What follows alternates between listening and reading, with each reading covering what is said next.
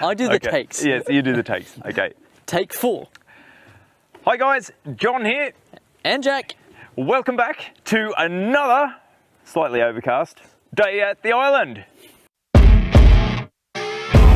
God. Alrighty. Well, we're going to head up to the workshop and we're going to continue just going through the build series, because we started with the motor and the bottom unit. Then we went into the ESC in the last video, and a little bit of information about how you can go about choosing that kind of stuff.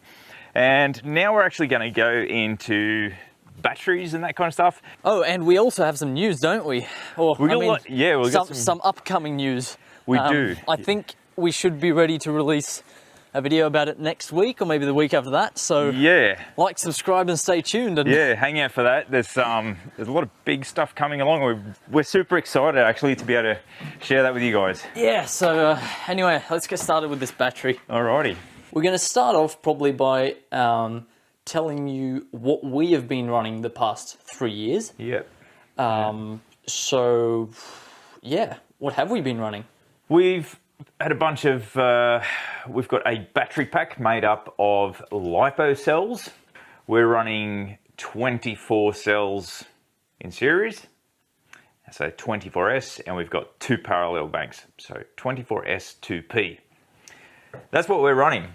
It gives us around about 44 amp hours at the 86.4 volts, which is nominal, and it's around about 3.84 kilowatts. Kilowatt hours. Kilowatt hours, yeah, of capacity. Thank you. Yeah, and that's what we've got as the backbones of the whole system. Yeah, so that's both for the airboat and the mini electric outboard. That's right. Now, this battery isn't actually very big. No, it's a small one. Yeah, this is it, the orange part. Yep. And so it is about 20 centimeters by 20 centimeters by 20. Yep. 27. Yep. 20, yeah. And it weighs how much? 22 kilos with the heating cable, insulation, and all the bits and pieces. Yeah, I mean, it's been packaged pretty well. Yeah. So, yeah, 22.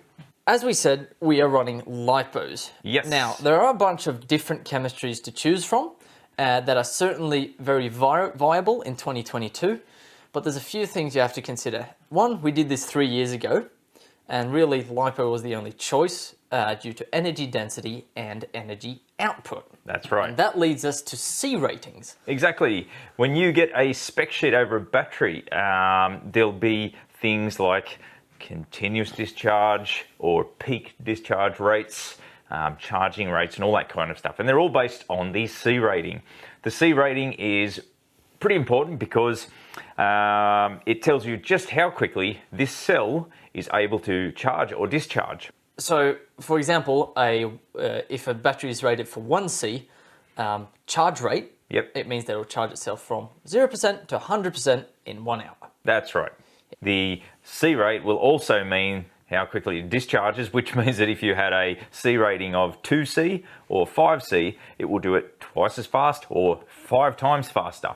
Which brings us to why we chose the LiPo batteries for our application. So when we then chose these LiPo cells, what we did look at was the actual continuous amp draw of the motor that we're going to use. Now this one has a continuous of about 180 amps. It has a peak of around about 300 amps. But what we did is we designed the battery to be capable of the 180 amps continuous. That means that we chose the 24 cells, all of them together, would be capable of keeping up with 180 amps of discharge continuously. That's super important so you don't get a tired battery. Yes. Now, this battery is actually spec'd in such a way that we can draw almost 400 amps out of it. That's right. That's very safely. Continuously. Yes. And that means that even when that motor does its peak, the battery is nice and healthy and safe. According to the specs and according to the manufacturer. We don't want to run it that hard because we know we're pushing it anyway, but well within safety working limits, that's the important thing. So choose the battery from your application and the motor you're using and work backwards so that you know how many amps you want to get out of your cells. And that brings us on to the next point of safety in batteries. Yeah, there's a lot of talk about LiPo cells and safety. There's a lot of talk about NMC cells, so lithium ion all up, and the safety of those. And on the contrary, nowadays, we've got the LiPo4 cells, which are considered to be extremely safe. On all of them, you must use a balancer. There's no two ways you can get around that. So the BMS is the battery management system, and you're going to hear about this all over the place. It is super important.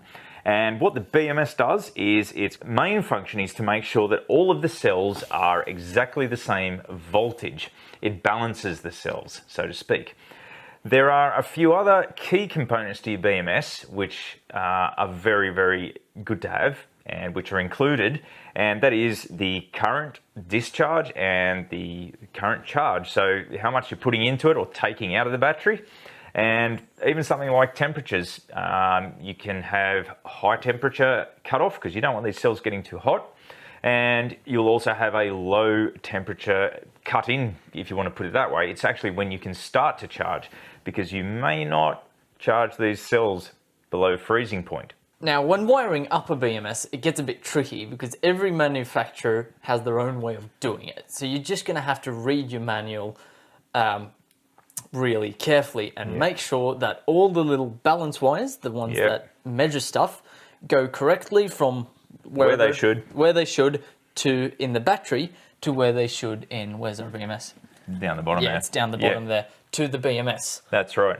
So just Google just make sure you have your manufacturer's manual. Instructions. Yep, instructions, and maybe just do a Google search on your specific BMS so that you wire it up correctly. Yep. So really, in saying all of that, the BMS is your center unit. It will communicate between charger and battery, and also battery and ESC, and do all the in-between work. That's right. Yeah. Yeah. Now, our BMS also has an app. I think you've got it up. Most of them do. It's actually telling us exactly what's on the screen, of course. And in this, it just tells you things like every single cell voltage here, the temperature inside the battery pack. As you can see, 20, 22, we've got 4 temperature sensors down there.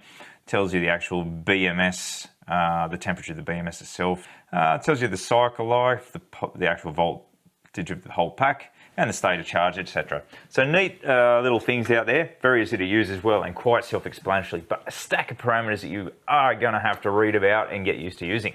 Now, we're pretty much done with the BMS there, so let's move on to the actually second to last in the box, which is how do you fill the batteries? How do you charge them? Yep, well, so that's using these two. Yeah, well, we've actually got 2 chargers here. As we've said previously, we're using 2 chargers because of a simple redundancy reason. That is, if one charger breaks, we've got another one in the box which is going to work for us, because we did get stuck with that at one stage where the charger blew up and we didn't get charged. So the benefits of having the 2 chargers as well is they're actually working in parallel, and they're just straight onto the charge port of the BMS.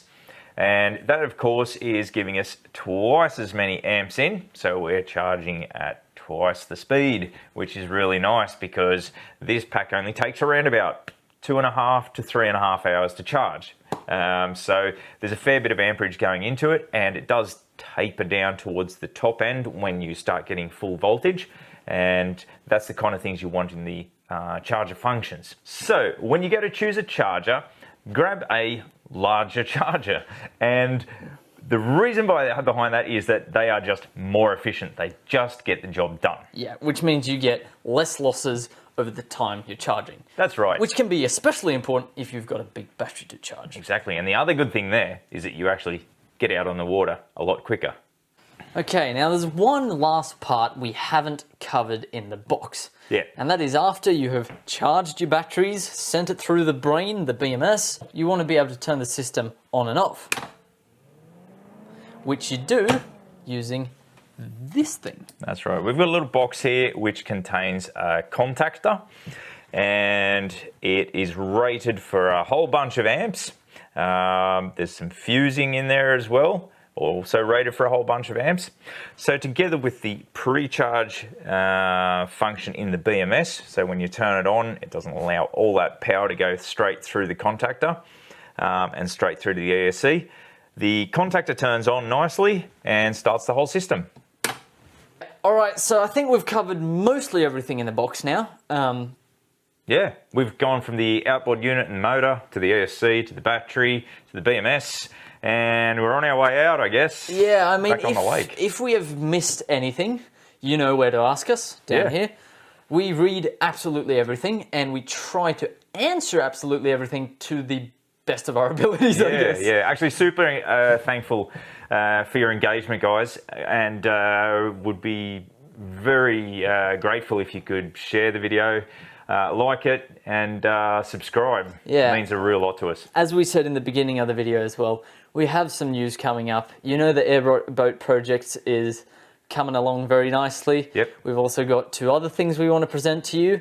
And I would say within the next year, we've got maybe 3 or 4 big ideas that we think you're going to like. There's a lot of stuff. Yeah. Let's just have one quick look on the way out. Yeah, At that's one little thing that we did with these cells, all right? Yeah, so these cells can't only be used for the big battery, it can also be used for some smaller packs. We work with other boats occasionally too. Yeah. So get these into a Traxxas and we'll show you what'll happen. Yeah, it's quite fun. See you later. Yeah, see you guys. Bye.